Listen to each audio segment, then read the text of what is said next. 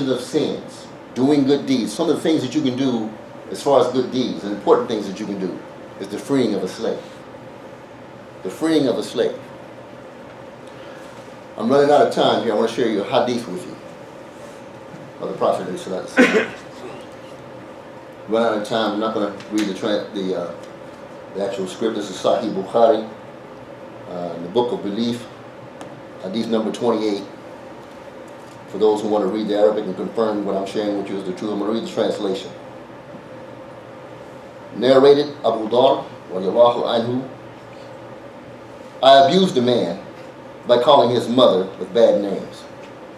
Some of us can probably name right off the bat which man this was. I think another hadith explains who it was. But he says, I called his mother with bad names. The Prophet ﷺ said to me, O Abu Dhar, did you abuse him by calling his mother bad names? You still have some of the characteristics of ignorance. Telling him, you still have some jahiliyyah left in you.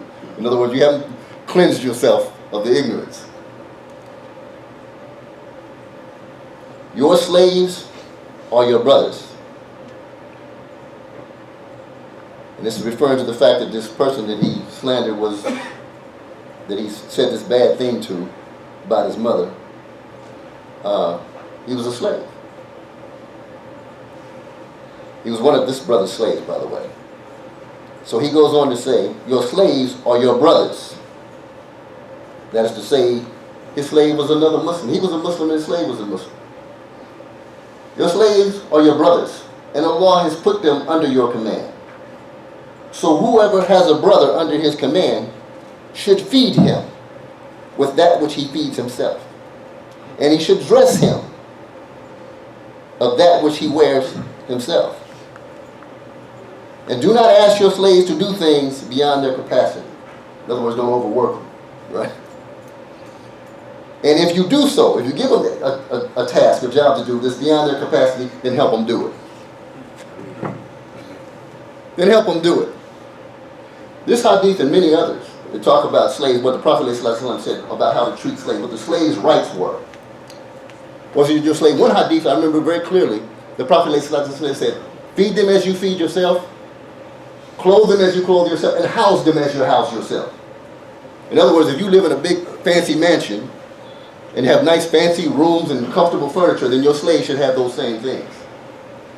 So clearly it was easy for slavery to dissolve because people figured out very quickly that if they give their slaves their rights that they have under Sharia, if you give them their rights, there really ain't much point in keeping a slave. There's no point.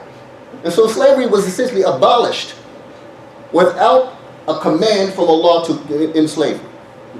In the same way Allah did away with the drinking of alcohol. He didn't send down an eye and say, okay, you stop drinking. I mean, eventually he said, sent down an eye and said, do not do this. It's an abomination of shaitan, and it brings harm to you. But in the beginning, he said, don't come to the prayer drunk. Don't come to the prayer drunk. Then he put other limits on what you can do drinking alcohol. And then finally the thing was revealed. My point, brothers and sisters, is this.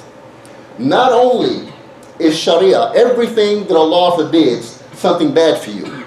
And everything, something good, that Allah commands you to do is something good for you. Not only is that the case, but moving people to the point where they are living in this way, doing these things, moving them, is done gradually and with hikmah, with wisdom. And if this is the case, then inshallah, if we are behaving the way Allah and His Prophet have taught us, then we will win this war. We will win this war. And just so you know, let me share this. I don't care what country you're in, whatever land you're in, if you're from Malaysia, Indonesia, whatever country you're in, Muslims, in the masajid, for the Muslims, the way the Muslims will know whether they're winning this war, the way we will know, is if the people in the masjid, if the ethnic makeup, for example, of the people in the masjid, and the economic status and whatnot of the people in the masajid reflect the population of that society, then we'll know we're winning that war. I'll give you an example. I'm going to make this point, try to make this point more clear.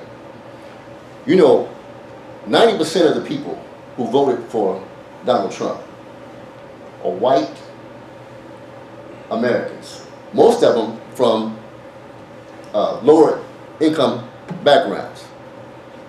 These are the people who are the most gullible and who most fall into the lies being perpetrated against Islam.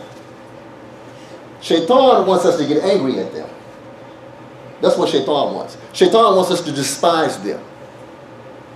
And if we do that, then we do what Shaitan is commanding us to do. But if we figure out how to preach to them with beautiful preaching and guide them to this beautiful truth in the way that it was done by the Prophet ﷺ, in ways that are pleasing to him, then we will see those people go from ignorance to light, go from darkness to light. And we will see them in the masajid as well. While your first responsibility in da'wah is to your family and into your neighbors, you also have a responsibility to anyone you come in contact with to give them da'wah. So let us ask Allah to make us people of sincerity and people of good example. And let us ask Allah to make us people who will study His book and His message and be sincere in inviting others to this truth. Allahumma salli ala sayyidina Muhammad wa ala ali Muhammad kama sallaita ala Ibrahim wa ala ali Ibrahim wa barak ala Muhammad wa ala ali Muhammad kama barakta ala Ibrahim wa ala ali Ibrahim fil alamin innaka Hamidum Majid. ربنا زدنا علما وربنا اجعلنا من المفلحين في الدنيا والآخرة وربنا حفظنا في قلوبنا. Oh Lord, guard us in our hearts, guard our minds, make us guard our tongues that we are good teachers of your message, your truth. Have mercy on us in our dunya. Have mercy on those who we seek to guide and help them to find their way to your path. Sallallahu alaihi wa sallam.